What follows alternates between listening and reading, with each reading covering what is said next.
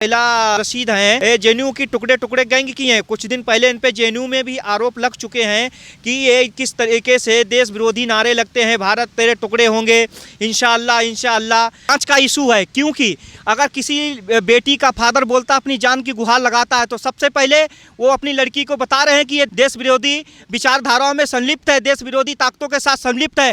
तो ऐसे फादर को पुरस्कृत करना चाहिए जिसने पहली बार अपने बच्चे के खिलाफ आवाज उठाई। सैला रशीद हैं वो आज देखो वो दिन आ गया है कि आज उनके घर वालों ने उनका विरोध करना शुरू कर दिया है। अब्दुल रशीद को खतरा है और सरकार से अपील है कि वहाँ के जो हमारे लेफ्टिनेंट गवर्नर हैं मनोज सिन्हा सर, उनसे भी अपील है कि वहाँ पे अब्दुल रशीद को वहाँ पे सुरक्षा दी जाए। जो सैला रशीद थी इन्होंने सबसे पहले यहाँ पे यही स्टार्ट किया, जामिया इस्लामिया जेएनयू एएमयू में इनकी पूरी गुफ्तगू आपस में चलती रही। नमस्कार, स्वागत है आपका हमारे चैनल पे। हम बात करते हैं सैला रशीद की। सैला रशीद वो छात्र नेता है, वो छात्र नेता पूर्व छात्र नेता है जेएनयू की। जिस छात्र नेता ने जेएनयू में रहते हुए किस तरह से वहाँ पर जो टुकड़े टुकड़े गैंग और ये तमाम जो इनका जो पूरा का पूरा एक गिरोह था उसको जो उकसाने में इन्होंने किस तरह से जो है काम किया था। और जवाहरलाल नेहरू विश्वविद्यालय में जो है बहुत बड़ी जो है उसमें राजनीति गर्मा गई थी। जिस तरह से जो है सैला रशीद एक बेबाक तरीके से एंटी नेशनल ये बातें बोलती थी और आज ये बात सामने आई है कि उसी के पिता ने जम्मू कश्मीर की रहने वाली है और उसके पिताजी ने बोला कि मेरी देश विरोधी गतिविधियों में संलिप्त है और उन्होंने बोला कि इसकी जांच करनी चाहिए। उन्होंने जम्मू कश्मीर के डीजी को पत्र लिखा है कि मेरी बेटी के जितने भी खाते हैं उनकी जो है ईटी जांच करे ताकि ये पैसा आया कहां से। उसको लगता है, उनके पिताजी को लगता है कि बेटी के खाते में अनाप शनाप पैसा आ गया है, जो लोग देश विरोधी गतिविधियों में संलिप्त हैं। और एक बार उनको भी ऑफर आई थी कि उन्होंने ये भी स्वीकार किया, मेरी बेटी के साथ कुछ लोग आए थे और उन्होंने बोला था कि आपकी बेटी हमारे साथ जो है एक मुहिम में शामिल होनी है और आपको करोड़ों रुपए का ऑफर दिया गया, लेकिन उन्होंने ठुकराया और बेटी को जो है हिदायत दी तो बेटी जो है बाप के अगेंस्ट में होगी। आज पिताजी ने जो है पुलिस में कंप्लेंट कर दी है और बोला कि मेरी बेटी के खातों की जांच होनी चाहिए। तो सैला रशीद एक विवादास्पद छात्र नेता हैं और हम बात करते हैं उत्तर प्रदेश से, लखनऊ से जो सामाजिक कार्यकर्ता हैं पिंटू तिवारी जी। सर, आपका बहुत बहुत स्वागत है हमारे चैनल पे।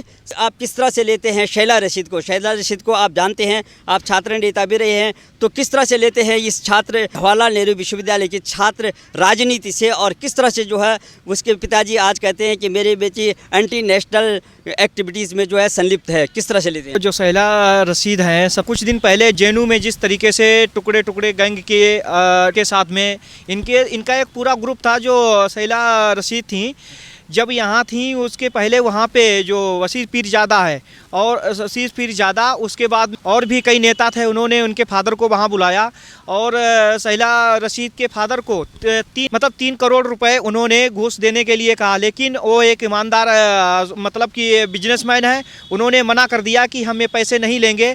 उन्हें शक हुआ कि हमें लगता है कि हमारी कहीं न कहीं लड़की गुफ्तगू कर रही है पॉलिटिकल पार्टियों से और जो हमारे जो देश विरोधी संगठन है उनसे जुड़ी हुई है। इस चीज़ के लिए उन्होंने घर में विरोध किया। जब यहाँ दिल्ली में इनकी एक्टिविटी चल रही थी, दिल्ली में जेएनयू की स्टूडेंट जो सैला रशीद हैं जेएनयू की टुकड़े टुकड़े गैंग की हैं। कुछ दिन पहले इन पे जेएनयू में भी आरोप लग चुके हैं कि ये किस तरीके से देश विरोधी नारे लगते हैं, भारत तेरे टुकड़े होंगे, इंशाअल्लाह इंशाअल्लाह, मतलब कि हिंदू तेरी कब्र खुदेगी जेएनयू की धरती पर। इस तरीके के पहले भी नारे लगते रहे हैं। तो इस वजह से हम ये बता रहे हैं कि जो सैला रशीद हैं वो आज देखो वो दिन आ गया है कि आज उनके घर वालों ने उनका विरोध करना शुरू कर दिया है।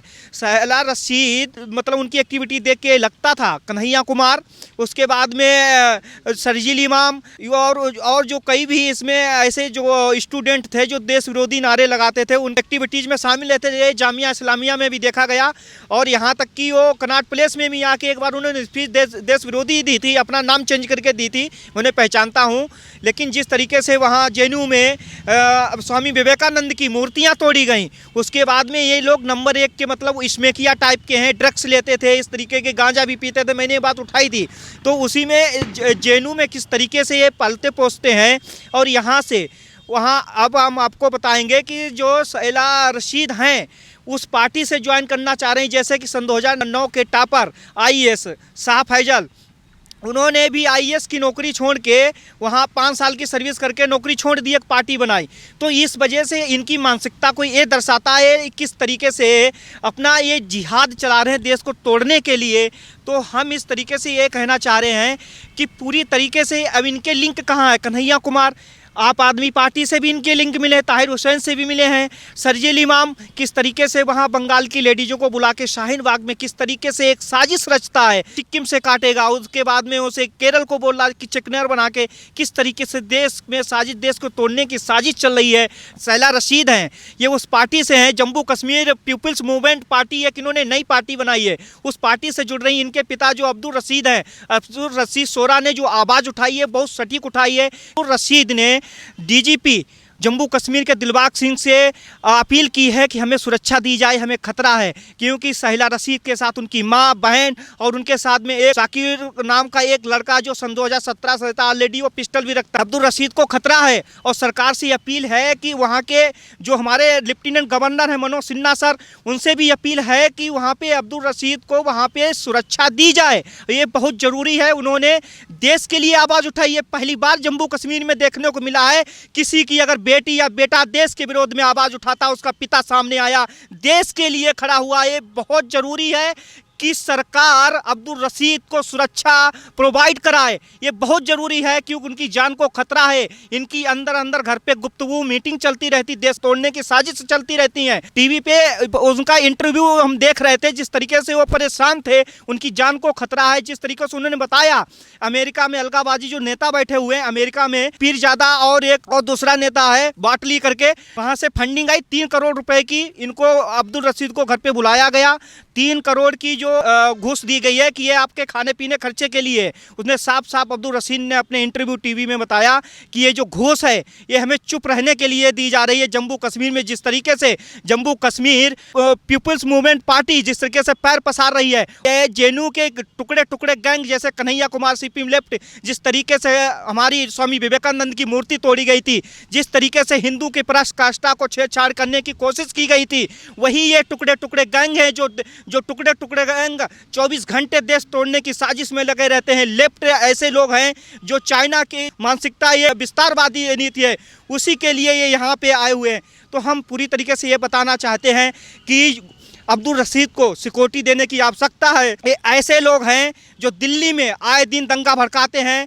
सीलमपुर और जफराबाद, मौजपुर में जो दंगे हुए, इनमें पूरी तरीके से शैला रशीद इसमें शामिल थी। शैला रशीद नहीं, इसमें जितने भी कन्हैया कुमार, शरजील इमाम, खालिद, ये सब लोग इसमें शामिल थे। ये के विरोध में ये जो शाहीन बाग में जो इन्होंने प्रोटेस्ट किया था, जो विवादित जो प्रोटेस्ट हुआ था, जो इलीगल तरीके से प्रोटेस्ट चलाया जा रहा था और उसको जो है पूरे राजमार्ग को जो है बाधित कर दिया गया था। तमाम जो सीएए के विरोध से लेकर नेहरू विश्वविद्यालय में जो राजनीति जो है एंटी नेशनल गतिविधियों से लेकर के, उसके बारे में आप क्या कहेंगे? सीएए के विरोध में भी ये मुखर थी। देखो, सीएए के विरोध में बहुत बड़ी साजिश थी, विदेशी पीएफ एंड आईएफएमई भी पकड़े गए उसमें, और जिस तरीके से कांग्रेस के कुछ लीडर, उनके नाम भी ले सकता हूँ, लिए भी मैंने हैं, जो वहाँ पाकिस्तान गए, उनके इशारे पे फिर यहाँ के शाहीन बाग में एक्टिविटीज स्टार्ट हो गई।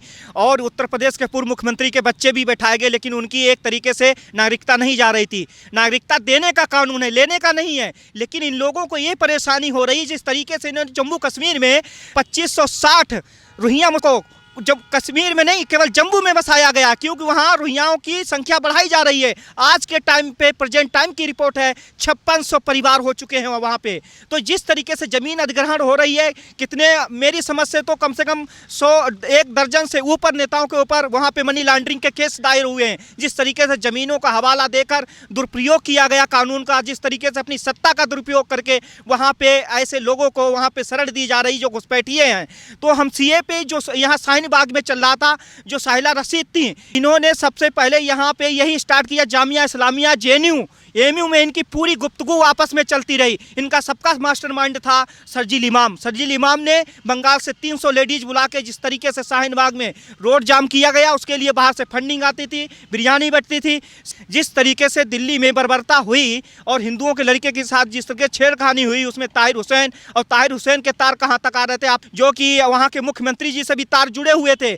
उसमें संजय सिंह भी जिस तरीके से इनके लिंक मिले, उसके बाद में सीबीआई जिस तरीके से जाँच की है, उसके बाद में अभी अभी तो ओपन नहीं हुआ, लेकिन धीरे धीरे कोर्ट उसको जो वहाँ जो खालिद और शर्जील इमाम को वहाँ उनके लैपटॉप से कई ऐसे इनपुट्स मिले हैं जो इन्होंने साजिश रची थी, और शर्जील इमाम साजिश रच के सीधे बिहार निकल गया। एक दिन पहले उसे मालूम था कि यहाँ शाहीन बाग में कोई ना मीडिया आने वाली है, ना पत्रकार ऐसा आएगा जो ऐसे सवाल करे, ना तो सरकार आएगी आग्रह करने के लिए कि आप उठिए, ना तो आपको फोर्स सरकार भेजेगी, आपके ऊपर प्रेशर डालेगी या प्रेशराइज करेगी आप ये जगह छोड़िए। तो इस वजह से शर्जील इमाम ने जिस दिन ट्रंप मोटेरा स्टेडियम गुजरात में आए थे, ये दिखाने के लिए कोशिश की गई थी कि यहाँ पे मुस्लिम जो बाहुल क्षेत्र है कि किस तरीके से परेशान किया जाता, लेकिन ऐसा नहीं है। दुनिया के किसी भी देश में देख लो, सबसे ज़्यादा अगर हमारा मुस्लिम वर्ग अगर आज़ाद और फ्री है तो स्वतंत्र भारत हिंदुस्तान में है, क्योंकि यहाँ के ऐसे देश को फौज को पुलिस को देने की गाली मिलती है। ये ऐसा हिंदुस्तान ही देश है, यहाँ हर तरीके की आज़ादी है। फिर इन्हें किस तरीके से आज़ादी चाहिए, तो टुकड़े टुकड़े गैंग को,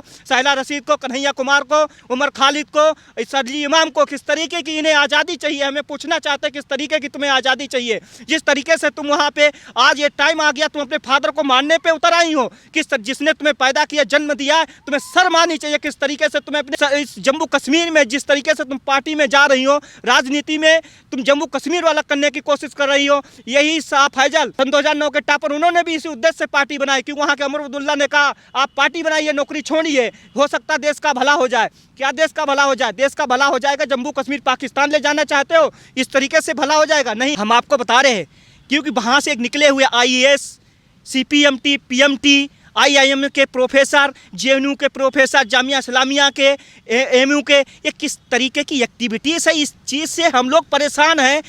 उपराष्ट्रपति जब सत्ता में रहते हैं, पद पे रहते हैं, यासीन रहते हैं, आराम से उनकी सेवा की जाती है। जब सत्ता से पद से रिटायर होते हैं, उसके बाद बोलते हैं हमें भारत में डर लग रहा। ये किस तरीके की मानसिकता है? हम लोगों को विचार करने की ज़रूरत है। इस पे हमें सोचना भी चाहिए, विचार करना चाहिए। आने वाले टाइम में इसके लिए तैयार भी रहना चाहिए। जिस तरीके से जो पार्टी बन रही है जम्मू कश्मीर में, बोल रहे थे हम चुनाव नहीं लड़ेंगे, अभी तो वहाँ हर पार्टी जिला परिषद के चुनाव लड़ रही हैं। तो जिस तरीके से ये डरा रहे थे कि नहीं, लेकिन अमित शाह मोदी जी की जोड़ी ने दिखाया कि हाँ हम तटस्थ हैं। जिस तरीके से हमें 125 करोड़ के देशवासियों ने हम पे भरोसा जताया, हमने वो काम खुल के किया। और एक बात और कहेंगे, जिस टुकड़े टुकड़े गैंग के साथ कपिल सिब्बल ने अमित शाह जी से कहा था, सीओ के विरोध में कहा था कि आप हिंदुस्तान में कौन मुसलमान डरता है? हम कहते कोई मुसलमान को नहीं डरना चाहिए। अमित शाह ने सीधे अपील की थी, कोई मुसलमान को नहीं डरना चाहिए। लेकिन हाँ, उस देशद्रोही को डरना चाहिए जो देश की तोड़ने की बात करता है, उसको डरना चाहिए जो 24 घंटे साजिश रचता है।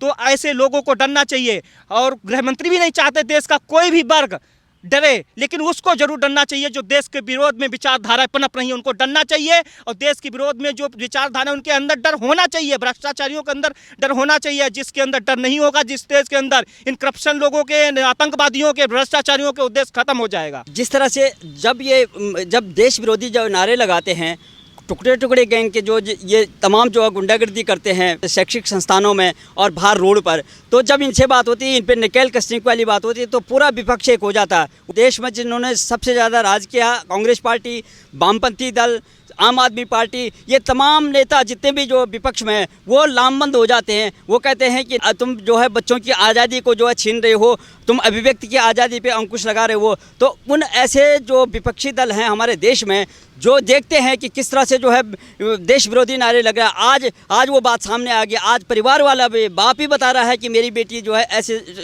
ऐसे गिरोह में संलिप्त हो गई है। तो ऐसे राजनेताओं को, ऐसे विपक्षी पार्टी के नेताओं को, कांग्रेस सहित जो है, क्या कहेंगे आप? देखिए, इनकी विचारधारा ही, इनके जो कई ऐसे इनपुट्स मिले, पहले से भी देखते आए, आतंकवादियों से इनके रिलेशन मिले हैं और ये पकड़े भी गए। बाटला हाउस में आतंकवादी गए, सोनिया गांधी किस तरीके से अपने आंसू बहाती हैं।